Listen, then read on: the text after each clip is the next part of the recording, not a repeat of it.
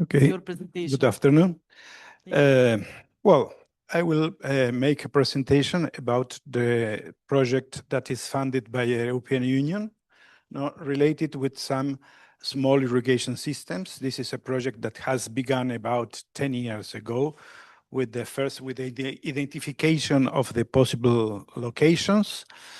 Then there was a design phase, a construction phase, and now we are in this project in the part of train the farmers in how to use the systems that has been constructed. So the global objective of the project is to recover and modernize the economy of North Macedonia by strengthening the resilience, sustainability, and competitiveness of the agricultural sector. This is the global objective.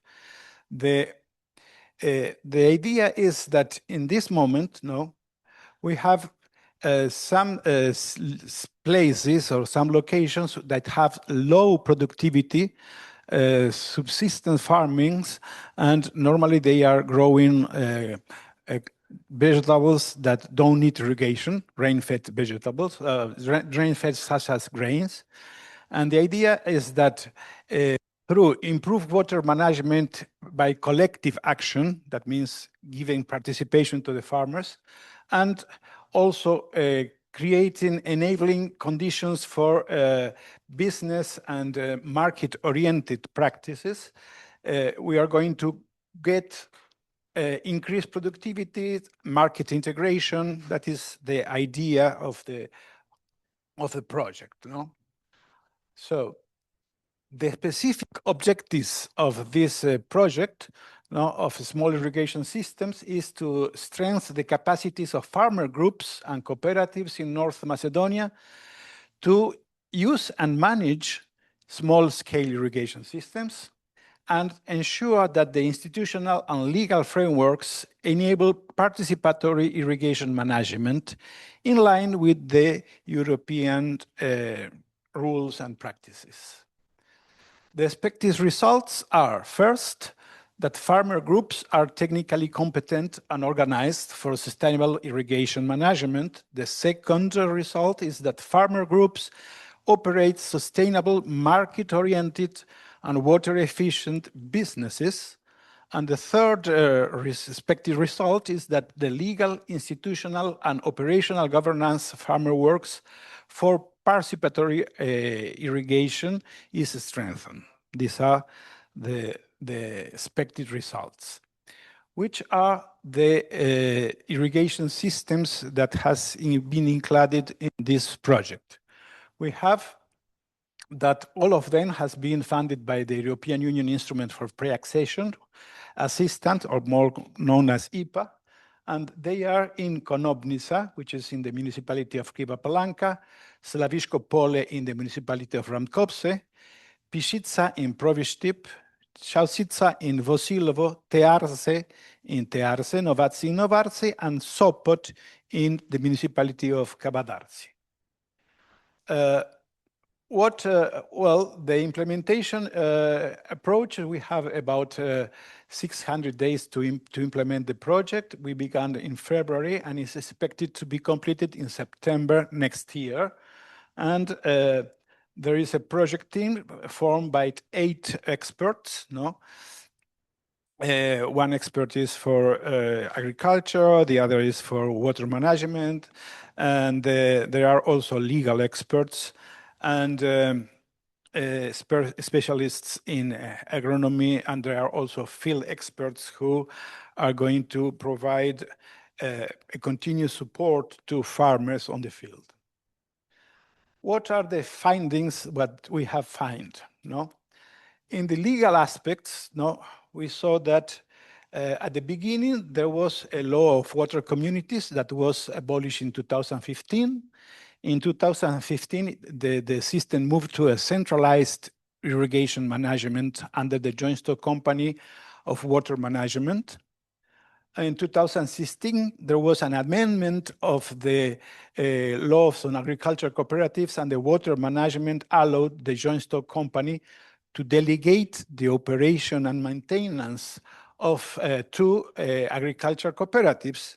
But then the law on agriculture cooperative was abolished in 2023, and it has created a certain legal uncertainty if there is a legal way of delegating the irrigation systems operation and management to cooperatives or there is no anymore water user association or water communities. So it's something that in this moment has to be solved.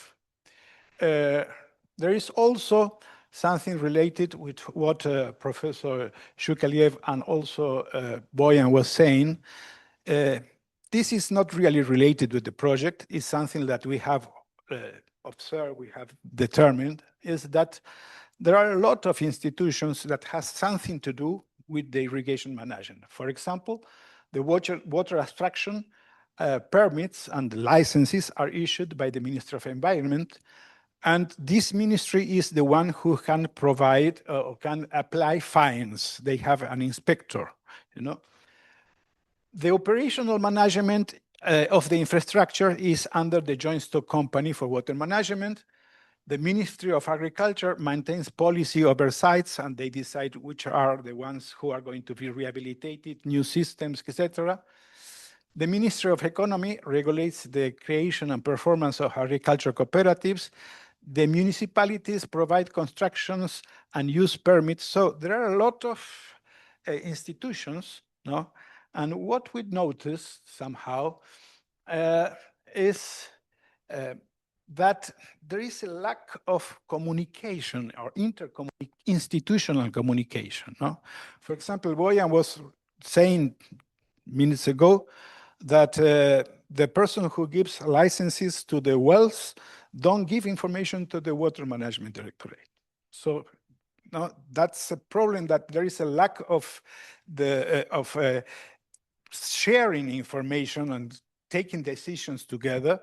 And we also noticed that this is the same that is mentioned in a report from the Ministry of Environment provided to the United Nations Environment Program that says that Macedonia is not very clear here, but you can find this report in the website of the Environment Program from the United Nations, that says that Macedonia is in a low to medium way of implementing integrated water resources management, because there is a lack of communication between the institutions, there is a lack of participation of farmers in the management of the systems. So the situation is to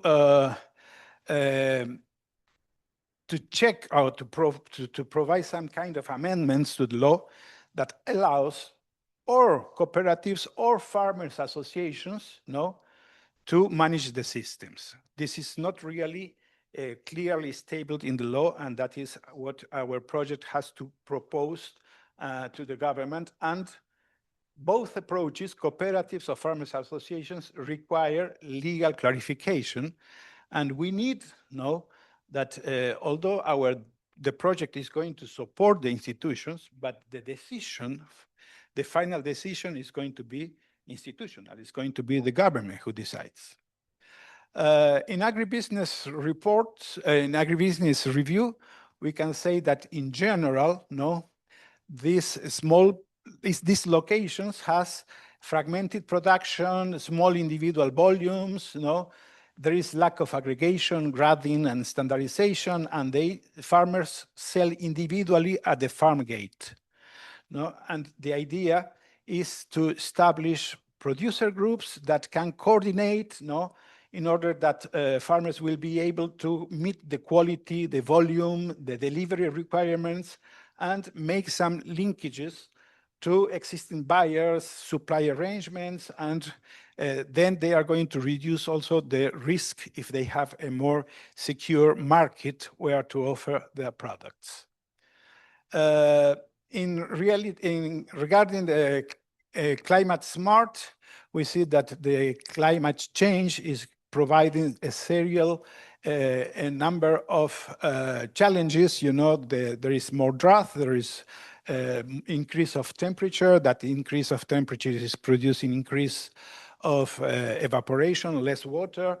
And all these situations has to be taken into consideration and to train farmers how to make some kind of adaptation to all these climate changes that we are experimenting. For example, well, that was what I was saying. There are problems with drought, with increase of temperature, and the main problems in Macedonia is that there is an imbalance between precipitation and evapotranspiration. That means it rains when the crops don't need the water, no, and it doesn't rain what they need in summer when the crops needs more water, and that has to be supplied by irrigation. That's the only way, no, to solve this the possibility of having a good growing season between April and September. The actual situation of the irrigation systems is Konobnica has 42 hectares, no, and it is already constructed. Slaviško Pole has 200 hectares, is also already constructed. Pishica has 30 hectares, and Čaušica has 85 hectares. These are the 4 systems that are already constructed and working, although there is some problem in Konobnica that it seems that the Ministry of Environment has not provided authorizations to use the water, but it's something that has to be solved, because it's a pity that you have all an infrastructure and the second year that farmers are not going to get water from there. Then we have one system in Tearse, which is 300 hectares, that is almost finished. This, in 1 or 2 months, I suppose, is going to be operative. And there are 2 more systems, one in Sopot in Kavadarci, which is also about 290 hectares, and another system in Novaci, which is 320 hectares, that are under a tender procedure and is going to begin the construction soon. The situation in general of these systems is that the currently irrigated area is maximum 15%, let's say, of the designed area. No? And many of the meetings we have the farmers, when these systems were identified 10 years ago, there were much more farmers. No? Now that we go there and we see that most of the farmers that were contacted 10 years ago when the identification of these places were done, are not there anymore. They are living outside. Yes, the migration is affecting these small irrigation systems. And of course, we have to solve how to get some kind of motivation for these farmers to reach the total amount of area that was designed. Agricultural production, as I mentioned at the beginning, in general, they have rain-fed cereals, subsistence crops, small quantities, and we have to move to some other kind of activities that taking more valuable crops that need irrigation, and also to get a better access to local and regional markets, value chains, etc., to improve the income of the farmers.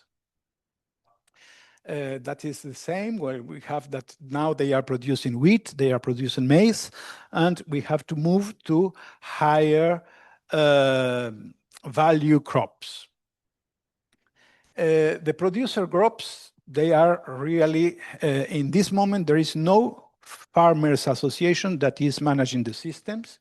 No, the organization is limited, and they don't rely on informal collaboration, but this has to be improved. The participation of farmers in the management should be improved as a requisite for what was mentioned, integrated water resources management, and the challenges is that there are some kind of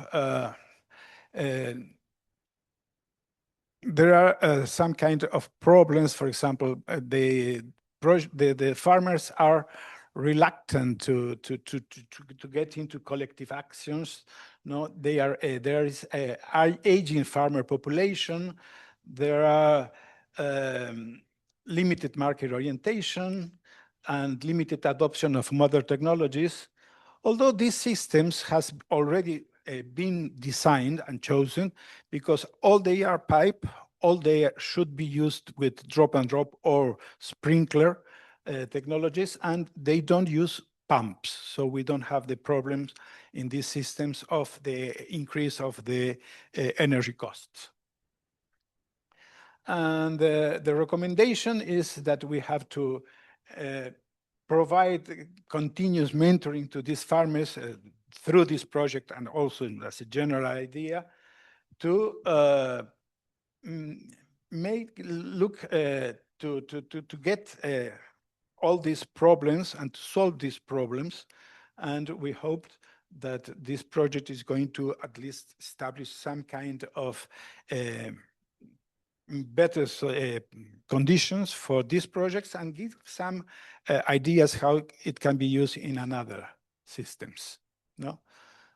And well, the project activities is just capacity, are 6 activities. 4 of them are trainings activities, and 2 of them, the last 2 activities, are to strengthen the legal framework, no, for participatory irrigation. And here we are talking about the contents of the trainings: agronomy and climate smart agriculture, adaptation to climate change, on-farm water management, how they can use and how they can reduce the losses when irrigating. Then we have here all the principles for efficient irrigation, how much water needs the crops, which is the application efficiencies of the systems, and then how we are going to schedule this.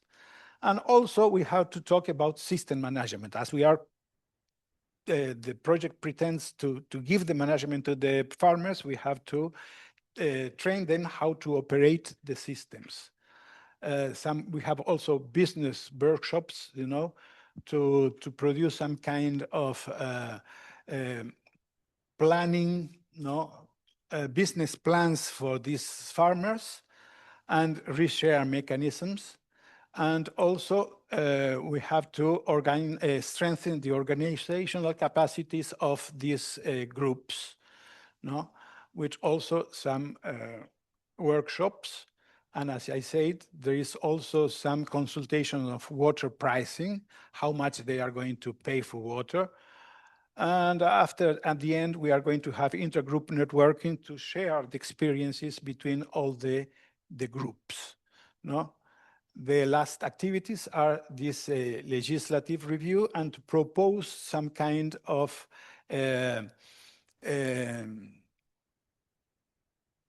amendments to the law, and in order to develop some kind of project of participatory irrigation models, and to put them into the consideration or to be considered in the laws. And thank you much then for all the attention. And if you have any questions, you have also there my email and my telephone number if you need something to be clarified, or if you want a copy of the presentation. Okay, thank you. Thank you, Oscar, for your presentation.